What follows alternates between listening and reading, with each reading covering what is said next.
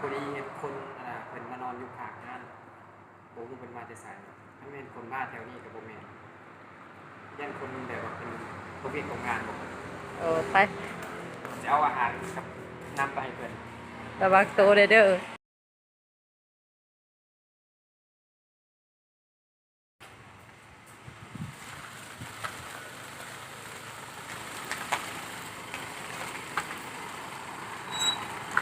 หายแล้ววะท่านได้กิน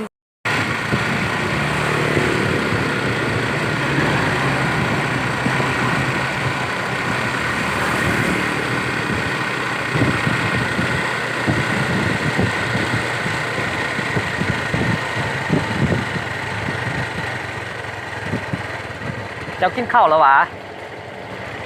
ฮะเมื่อกี้นี่ไอ้นอนอยู่นานบ่โอ้ไม่มาได้ใส่มาแต่ทางงอนเฮาพอดีเฮามีข้าวเจ้ากับข้าวคำกับปิ้งเป็ดขอบใจเด้อไปได้แม่เอาน้ำกินไปนำมีน้ำกินอยู่วะยังบ่มีโอ้สิไปใส่นี่ไอ้ตอนนั้นแล้วมันหนาวโพดหนาวแท้กลางคืนน่ะเป็นนอนตู้แบบเป็นนอนตู้มื้อนี้จะไปต่อแล้วจะไปใส่นี่ไปในเมืองละไปเฮ็ดหยังก็กินข้าวพอเงินอ๋กลับบ้านบ่มีเงินสิมื้อใส่เดี๋ยวบ้างน่ะปลาและมาซอกพี่น้องบ่เห็นมาจากมื้อแหละโอ้โดนเติบเลยอันน่ะมา6-7 เดือนแล้วเด้6-7 เดือนแหละเจ้ามีบ่ได้มีเบอร์โทรเขาหยังเขาวะมีเลยเสียประตูเสียโอ้เบอร์พี่น้องเลยเฮ็ดเวียกอยู่ไสสิว่าเอากับเอาแม่ให้พี่นะโอ้แถวบางคนว่าอยู่ล็อกเก้านี่ไก่เบนไปเบิ่งไปบ่ได้ฮู้สื่อฮู้หยังก็บ่ล่ะไปหาซอกหาเขาโง่อยู่แนะนำบ่ได้ตัวเมืองเนาะแม่นตัวเมืองใหญ่เด้แต่ประตูจะกลับแล้วมัน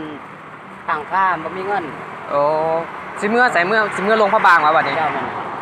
อ๋อมีเงินจะเก็บบ่เฮ็ดนั่นน่ะไอ้บ่มีเงินจะเก็บแล้วน่ะเจ้าอาจเพิ่นบ่มืออึดเข้าจนให้ฮะนอนน้ำตามามือจนอึดเข้าโอ้พอนอนวัดก็จะบ่ให้นอนน่ะเขาไม่นอนหวะอ๋อเขาย่านนั่นแหละประตูก็นอนน้ำตุ๊บน้ำยังน้ำทางไปโอ้บ่อันนั้นถามไอ้เพิ่นเมื่อกี้เห็นเพิ่นเอากินมาให้ไอ้เพิ่น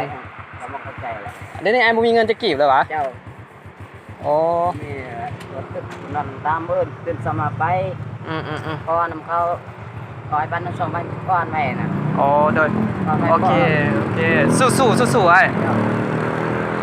พอได้มีเงินบ้านไอ้จะไปนอนตูบใส่ตูบตัวไหนแถวนั้นเหรอเอาถ้าเฮาหนึ่งจนเฮาไปเอาเงินมาให้พอได้ค่ารถค่ารางง่ายเนาะถ้าเฮาอยู่นี่น้อยแป๊บหนึ่งเดี๋ยวเฮาไปเอา